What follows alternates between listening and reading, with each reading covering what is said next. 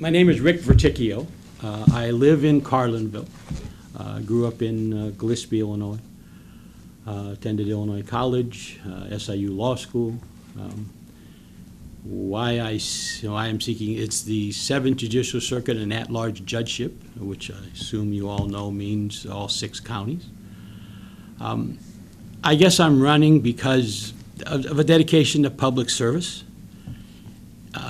I have served 38 years as a trial attorney in our firm with different groups of people, starting with my father, and then he died, and my brother, and he left, and my son, and he left, and now my daughter, so I'm the one that always stayed.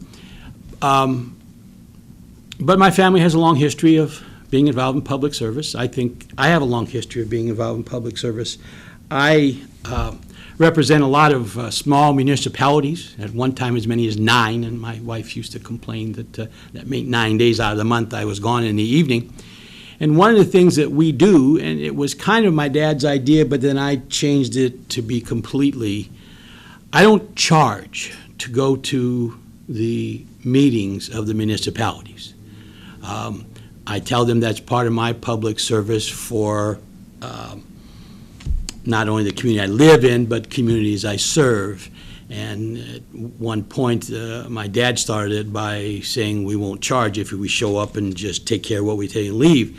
But I had a lot of municipalities that say we would really like for you to stay, because city council meetings, school board meetings, you never can tell when they're going to say, geez, we wish we had our lawyer here to ask him a question.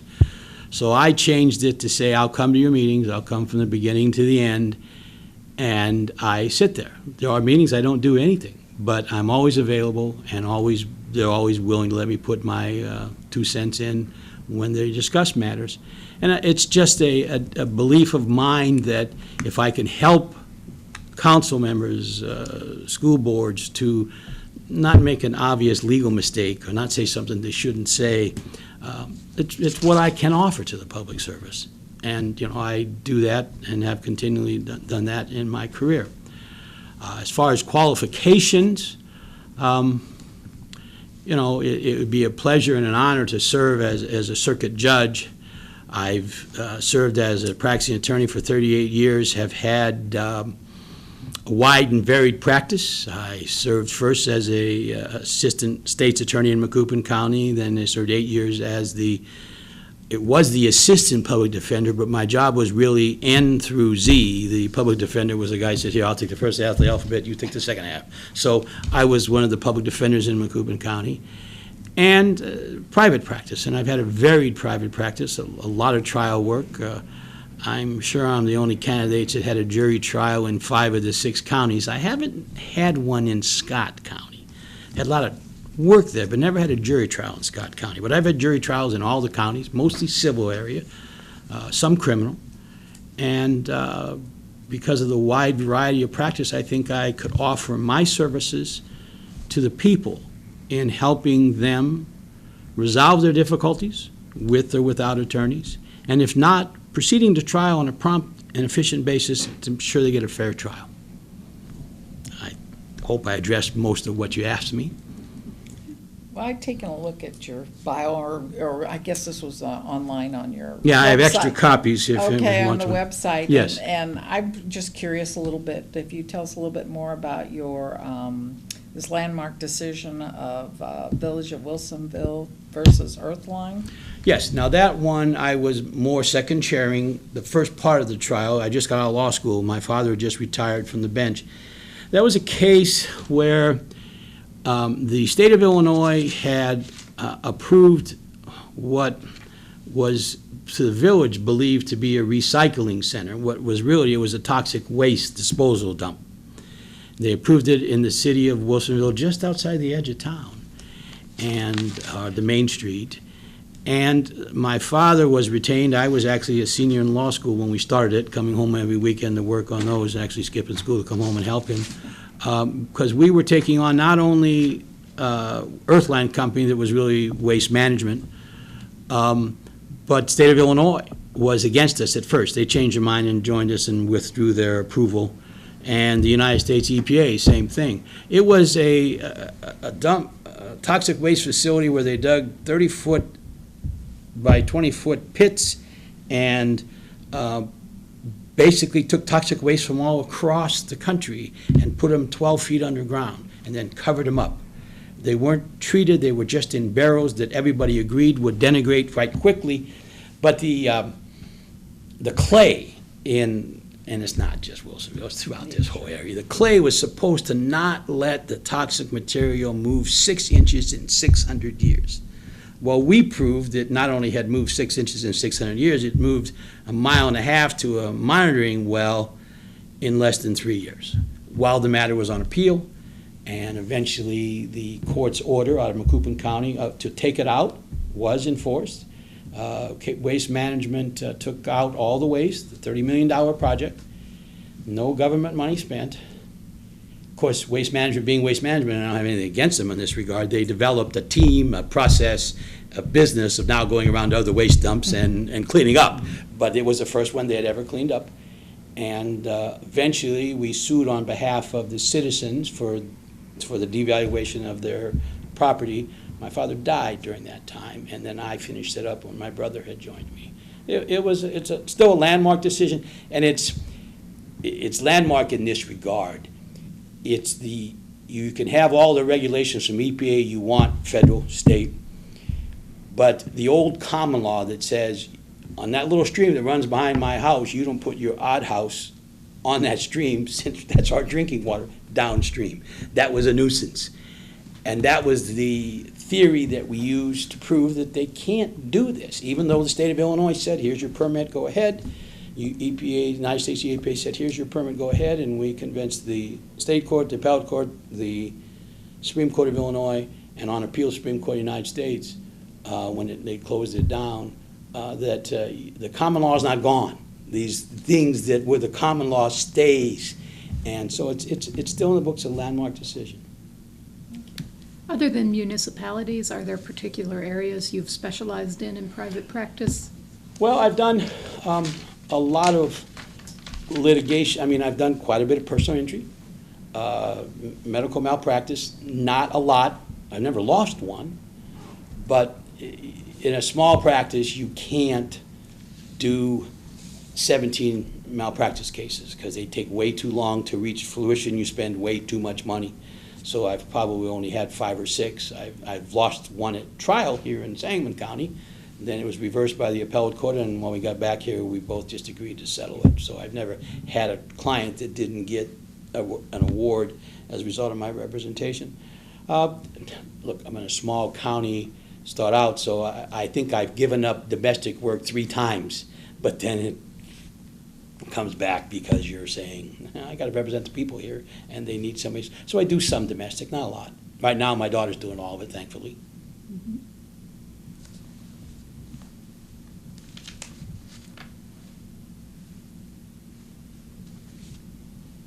What are some of the top characteristics you feel that a good judge must have? Well, I think you need to first be hardworking. You need to work harder than the lawyers before you.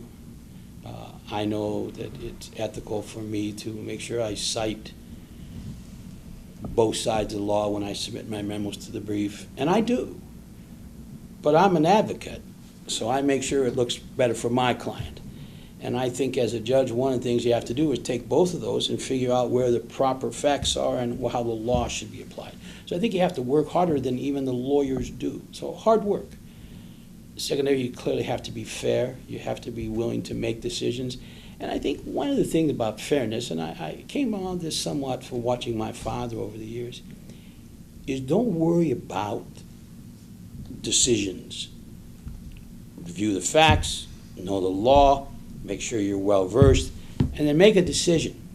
And don't worry who's going to be upset either way. So fairness a lot of times means, anonymity. I don't know either one of you. I don't know who you are, but I know what the law is, and I'm going to apply the law to these set of facts. Compassion. You have to be compassionate. You have to know that people make mistakes, and we've all done it, and that you have to have the compassion to see where people, particularly in criminal law, can make up for themselves. So those are, I think, some of the attributes. I don't know if you're talking about court operations. I've been advocating a program. I would like the court system in our circuit to try to set up a evening or a Saturday court. For 38 years now, when my kids were little, I used to go home and come back after dinner, but now I stay till 7 or 8 o'clock. I tell my clients, it's bad enough you got to pay money to talk to me, but you can't miss work, and they can't miss work. Unfortunately, a lot of clients, when I tell them, well, now we got to go to court, well, could you get it for Saturday? No, the court's going to be when it is, and I can do a little playing, but you got to be able, what happens if I miss work? Well, I'm sure you'll get an excuse, but what about the money? Well, you're going to lose the money. I have a lot of clients who choose not to protect their rights, who get in trouble by not showing up in court, or just don't really tell the court what they think, what they see, why these things happened, because they can't afford to miss work. We live in a working family area. Most of my clients are working families. And I think all systems of government are better if we talk to our constituents. Sometimes the court system appears, and sometimes it's more than appear, is cloistered off a little bit. Just the lawyers and the judges, nobody knows what's going on. That's why I like the idea of cameras in a courtroom become more transparent. But I think as a judge, we're better off if I hear exactly what you have to say and why you think that. I may disagree with you. You may not know the law. But like the legislative and the executive branch, the judicial branch should not be cloistered off from the public. And I'm advocating this program. Now, I know my opponent opposes it and says that, well, he says that it would take agreement by the clerk's office and the sheriff's office. And Ryan also said, and Ryan's a very good young man, that it may take an act of the legislature. That's not right. They're actually running programs like I'm advocating in Cook County and DuPage County. But do you have to work with the sheriff and the clerk's office? Of course you do. But when some of the local clerks heard what I was saying, they said, oh man, you're going to make us work Saturday? I said, but you have Thursday afternoon off. Oh, well, that'd be great. I could go shopping. Yes, yes. Clearly, courts 30 years ago, 40 years ago, we could operate from 9 to 5, and that was fine. Our society doesn't operate that anymore. I think we need to make sure our courts respond to our society. We need people to be able to go to court and not be confronted with the possibility of losing a day's wage, which, we're 200 hours short for the mortgage, dear. That's because you went to court last Thursday, and then it canceled and you had to go the following Tuesday. No, I'd like to push that idea forward. It's my idea, but, that's trying to make things better is something I do and have done in everything I'm involved in. Those would probably be very popular slots with demand exceeding. Well, I tell you, how would you pick that's a very good observation. Well, first of all, you got lots of days, but in DuPage County right now, they have a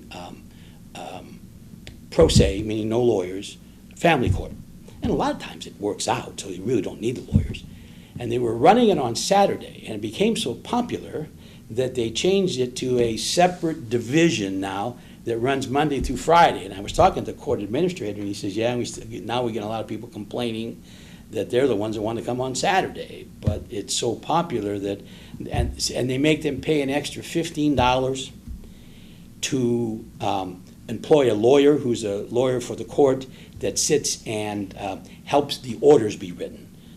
Parties can often work out what they want to do, but trying to make it put in legal language for the judge to sign it, so there's a lawyer there that's an assistant and he gets paid by the court system. How would we find out? I don't know. If it's extra popular, well, not only will we do it Thursday night and Saturday morning, maybe we'll do it Tuesday night, maybe we'll do it Wednesday night. If it's popular, it probably means because people want it and need it.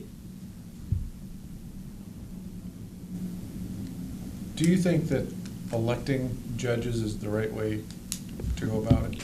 I think electing judges is the right way to go about it. They're probably, if you put me in charge of changing the system, I would probably make it be on a nonpartisan basis. Maybe you'd have a primary and then the top two run off, as a lot of the cities and municipalities are doing. The reason for that is as I've campaigned, I'll go talk to a voter and say, well, are you Republican or Democrat? I said, well, I'm running on the Democrat ticket, But unlike a legislator, who you should know what ticket he's on, because let's be honest, the leaders of the party are going to affect how they vote. I said, I can't even be involved in partisan politics once I'm elected, so it's kind of odd that we are running on partisan tickets. But we submit it to the voters? Absolutely. I think that the ability to meet and communicate with people is a high requirement for a judge. You know, it's an honor to serve them, but you got to go out and talk to them. And so if we just did selection by a committee appointed by the Supreme Court, I think we'd lose the opportunity for some people to serve who are going to make good judges. So as you've appeared before judges, what kind of traits have you seen that you'd like to carry into your courtroom? Or maybe just as importantly, which kind of traits have you seen judges display that you just wouldn't have anything to do with? You know, and I'm not identifying anybody. You need to work a little harder to keep the process moving. Way too many times people sit in the hallway way too long. I know when a client comes in to see me and has to wait 20 minutes because the last client overran, and you can sometimes judge, but sometimes you can't. I'll stop and go out and talk to the other person and say, I'm sorry, we're late, but we'll get to you, I promise. We don't respond enough to the people. So that's one thing, to be responsive to the people. You know, generally, people who are in court have done something wrong or they have a problem, you know, but they're usually very fine, respectable people, including people in criminal court. So I think that you need to respond to the people more, and I've seen some judges do that in excellent fashion. I've seen some judges lose control of the courtroom, let the lawyers do too much, and you know, my grandchildren started, I have 3 grandchildren, and my daughter who's in practice with me had the first grandson, and she said, what do you want to be called? Grandpa, Gramps, Grampy? I said, I only want one name, I want Boss. And so my grandchildren all call me Boss. Well, yeah, I've been a little bossy. I'm the oldest of the 6 children, so I've been in charge for a long time. I don't have a lot of fear with not being able to run my courtroom. And I think it gives a bad image to people involved in the court system, viewing the court system, if the judge doesn't show leadership, and I intend to do that.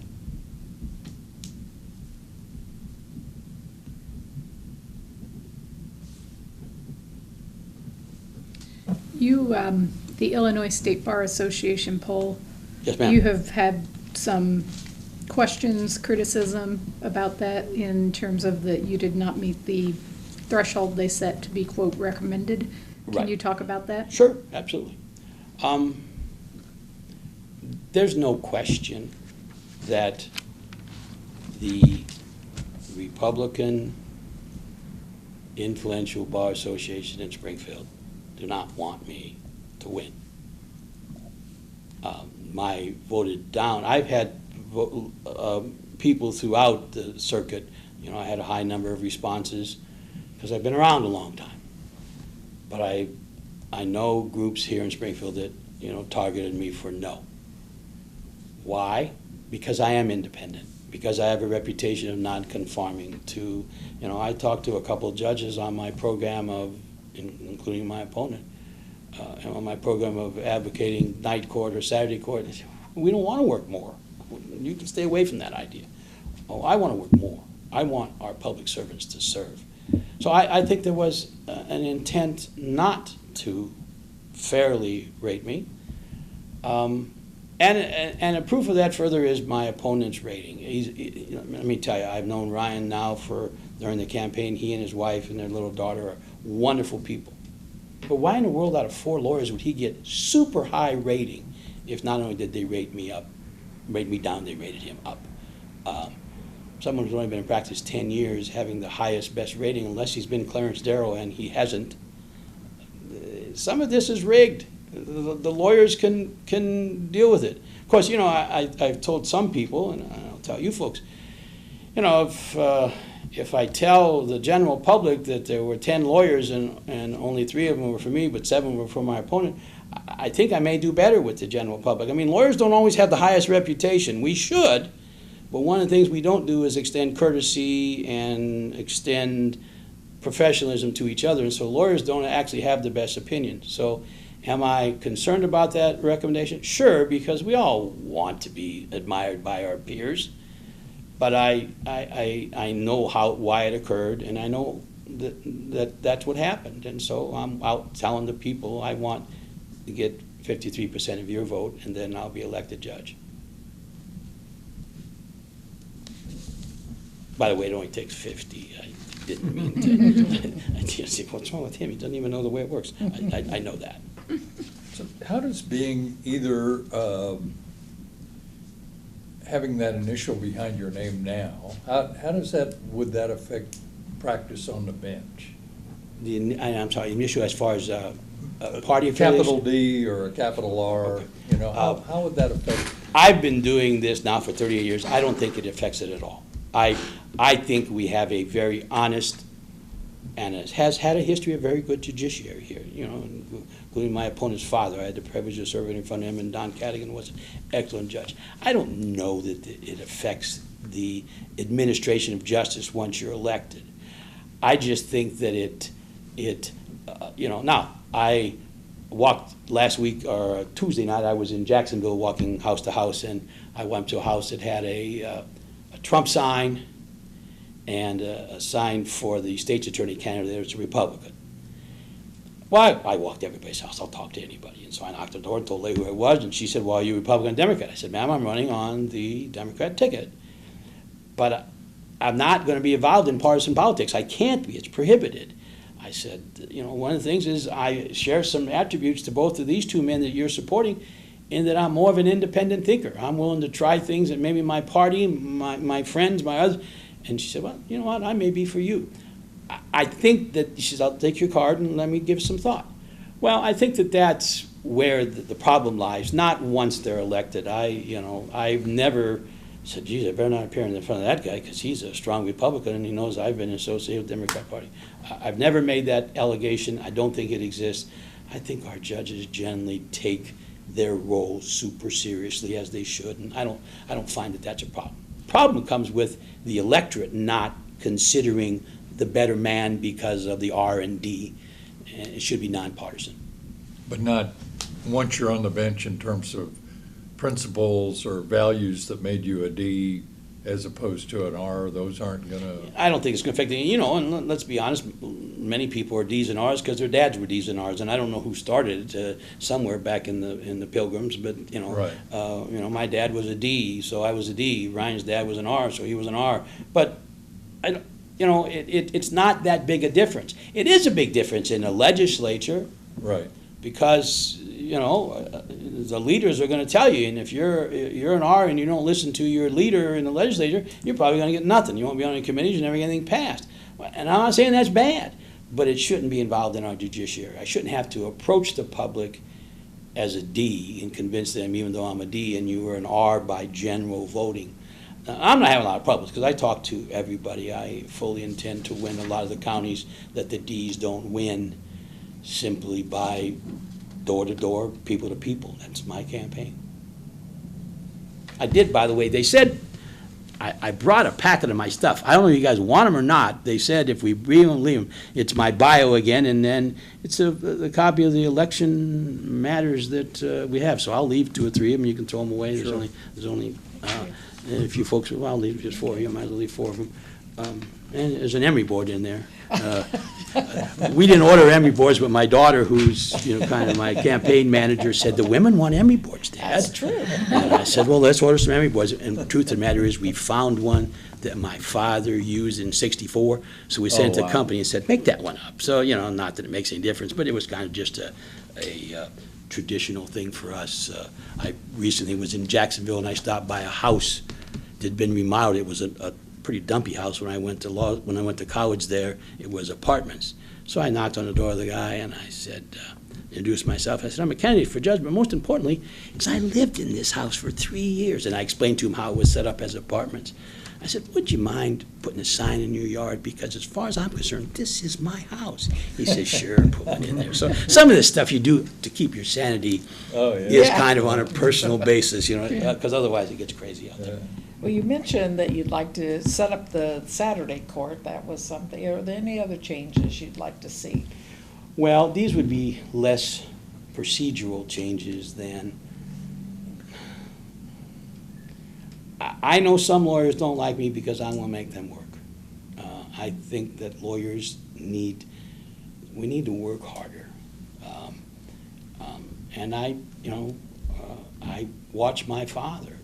He worked harder than most of the lawyers in front of him. And we're dealing with things in people's lives that are so important that I know, and I'll be very kind about it and make sure that the lawyers understand that I understand. I was in the practice. You can't treat every case like it's the bestest case in the world. But we need to make sure that the lawyers are well prepared. So that would be something I want to try to instill, is making sure lawyers be well prepared and running on time, running the courts on time, because waiting is something that people just don't like.